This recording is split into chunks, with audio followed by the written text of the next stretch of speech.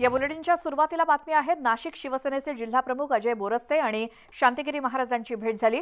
स्वामी शांतिगिरी महाराज देखील नाशिक लोकसभेतून निवडणूक लढवतायत। नाशिकच्या सिडको परिसरात सिद्धिविनायक मंदिरात या दोघांमध्ये चर्चा झाली। अजय बोरस्ते आणि स्वामी शांतिगिरी महाराज यांच्या भेटीत नेमकं काय घडलंय हे पाहणं महत्त्वाचं ठरणार आहे। या भेटी संदर्भात माहिती घेऊयात आमचे प्रतिनिधी लक्ष्मण घाटोळी यांच्याकडून। लक्ष्मण, शांतिगिरी महाराज आणि अजय बोरस्ते यांच्यामध्ये भेट झालेली आहे। खरं तर अजय बोरस्ते यांनी शांतिगिरी महाराजांची भेट घेत त्यांनी नाशिक लोकसभा मतदारसंघातून माघार घ्यावी अशा प्रकारची विनंती जी आहे ती शांतिगिरी महाराजांना केल्याचं सूत्रांकडून कळलेलं आहे। कारण शांतिगिरी महाराज जर नाशिक लोकसभेच्या मैदानात उभे राहिले तर त्यामुळे हिंदू मतांचं विभाजन जे आहे ते होऊ शकतं आणि हेच हिंदू मतांचं विभाजन टाळण्यासाठी अशा पद्धतीने भेटीगाठी जे आहे ते शिवसेनेच्या पदाधिकाऱ्यांकडून घेतल्या जात आहे।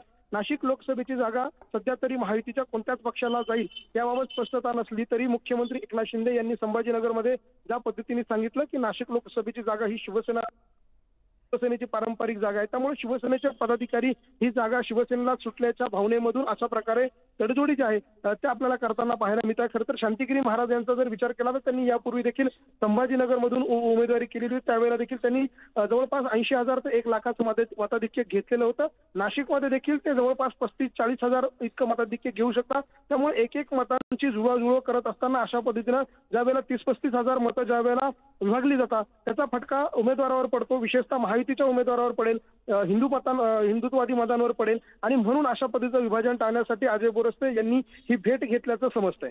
बरोबर लक्ष्मण, धन्यवाद या माहितीसाठी।